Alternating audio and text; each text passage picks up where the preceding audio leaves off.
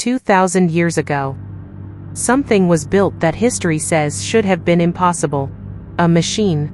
With gears, precision engineering, and astronomical knowledge. That wouldn't appear again for over 1,000 years. It wasn't found in a lab. Or a library. It was pulled from the ocean floor. In pieces. This is the Antikythera Mechanism. And it is the most advanced machine of the ancient world. In the year 1901, Greek sponge divers explored a shipwreck near the island of Antikythera. They expected statues, coins, artifacts. What they didn't expect was a corroded lump of bronze. At first, it was ignored, until someone noticed. Gears. Dozens of them. Interlocking. Precision cut. Complex.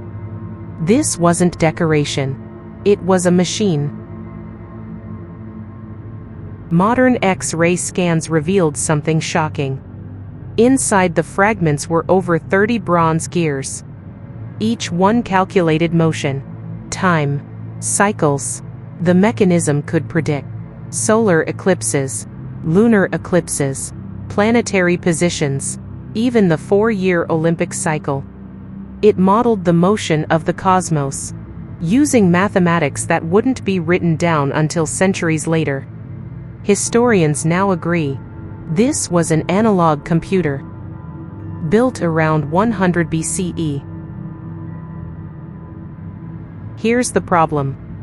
Mechanical gear systems this precise were not supposed to exist until medieval Europe. Yet the Antikythera gears show uniform tooth spacing, differential gearing, error correction ratios. Even modern clockmakers were stunned.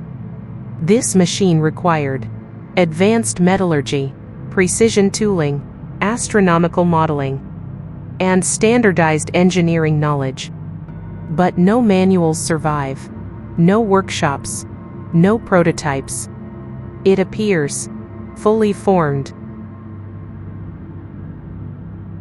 Some believe it was a one-off marvel. Others believe it represents an entire lost tradition of engineering.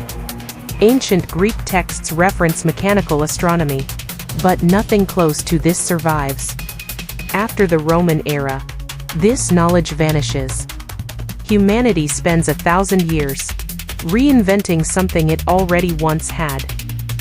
The Antikythera Mechanism doesn't rewrite history. It exposes what history forgot. Progress is not a straight line. Sometimes, it breaks. And sometimes, it sinks to the bottom of the sea.